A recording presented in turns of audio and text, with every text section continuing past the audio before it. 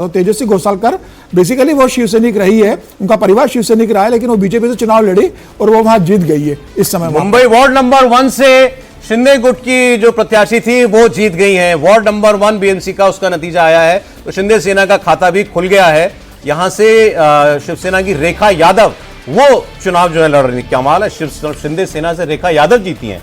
उत्तर भारतीय की सीट रही होगी निश्चित रूप से, वो ज्यादा डोमिनेंट सीट होगी। यादव वहाँ है, एक सर्टेन इलाके में, मुंबई में, महाराष्ट्र में यादव भी हैं और साउथ के और दूसरे कई स्टेट्स में है। हम लोग आमतौर पर बिहार, उत्तर प्रदेश से एसोसिएट करते हैं। ये रिजल्ट आने के सर, ये रिजल्ट आने के पहले कई पार्षदों के मोबाइल आउट ऑफ रीच हो जाएंगे। मतलब भारतीय जनता पार्टी अंतिम चुनाव तक इंतजार नहीं करेगी। कई निर्दलीय और कई दूसरे जो होंगे, आप देखना शाम तक वो आउट ऑफ रीच हो जाएंगे। अगर पूर्ण बहुमत नहीं मिला तो पार्षद गायब हो जाएंगे शाम तक। सर, कुर्ला वेस्ट के वार्ड नंबर 165 से अशरफ आजमी वो जीत गए हैं। नवाब मलिक के भाई कप्तान मलिक वहां से हारे गए। ये भी इंटरेस्टिंग है। राष्ट्रवादी कांग्रेस पार्टी से चुनाव लड़ रहे थे नवाब मलिक के भाई, और उनका पूरा परिवार चुनाव लड़ रहा है। नवाब मलिक तो खुद विधायक है, उनके बहू, उनका बेटा, उनके दूसरे भाई की बेटी, मतलब परिवार में 5 लोग कॉर्पोरेशन का इलेक्शन लड़ रहे हैं। उनका अच्छा सर, मानखुर्द से एक और इंटरेस्टिंग डेटा आ गया है। वार्ड नंबर 135 मानखुर्द, जो कि हाईली मुस्लिम डोमिनेटेड इलाका है, वहां से बीजेपी के कैंडिडेट नवनाथ वो जीते हैं।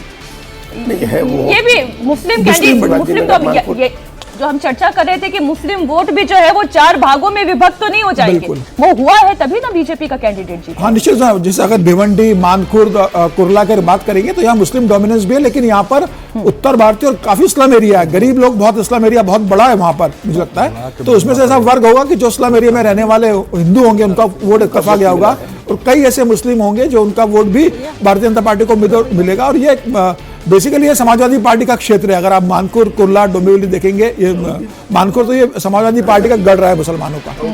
ये क्या सर, ऐसा लग रहा है 168 सीटें जो है उनका रुझान अभी आया हुआ है। कुल 227 सीटें हैं। आप कहना क्या चाह रहे, काउंटिंग 22 और 27, 47 सीट अभी खुली ही नहीं है। इस बार इस बार जो क्या है, इस बार तरीके बदले हैं वोटिंग से लेकर के काउंटिंग। एक बार में केवल 2 वार्ड की काउंटिंग बिल्कुल हो रही है, इसको लेकर के इसीलिए कल से इस बात की चर्चा हो रही है वोटिंग के समय से कि मार्कर यूज किया जा रहा है। हालांकि चुनाव आयोग ने कहा कि 2011 से कर रहे हैं, स्याही मिट जा रही है।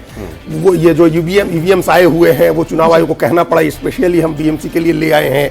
अभी काउंटिंग का तरीका बदला है तो कंट्रोवर्सी ना हो, कोई सवाल खड़े ना हो, आराम से बहुत ध्यान से कुछ और ट्रेंड बता दें। अमरावती में बीजेपी 13 सीटों पर लीड कर रही है, एनसीपी 7 सीटों पर और कांग्रेस 5 सीट पर आगे दिखाई दे रही है। ऐसा नहीं कि कांग्रेस एकदम गायब है। तो नागपुर प्रभाग की बात करें तो बीजेपी 25। मानखुर्द में बीजेपी जीती है। मानखुर्द मुस्लिम आजमी की सीट है। मानखुर्द, गोवंडी, शिवाजी मानखुर्द सीट से अबू आजमी मानखुर्द में बीजेपी की जीत हो गई है। और दक्षिण मुंबई में भी बीजेपी 2 सीटों पर जीत चुकी है। मुस्लिम बहुल मानखुर्द में बीजेपी की जीत, जालना में बीजेपी 8 सीट पर जीती। तो इंटरेस्टिंग नतीजे आ रहे हैं। दक्षिण मुंबई से अरविंद सावंत सांसद है, वहां से शिवसेना के उद्धव ठाकरे के सांसद है। पॉश एरिया बेसिकली, और वहां से बीजेपी। गोरेगांव से सर वार्ड नंबर 50 से बीजेपी के उम्मीदवार विक्रम राजपूत जीते हैं। यहाँ पर शिवसेना यूबीटी की एक जेनजी कैंडिडेट थे, तन्वी दिनेश राव, उन्हें हराया है इन्होंने। तो विक्रम राजपूत बीजेपी के कैंडिडेट जीते।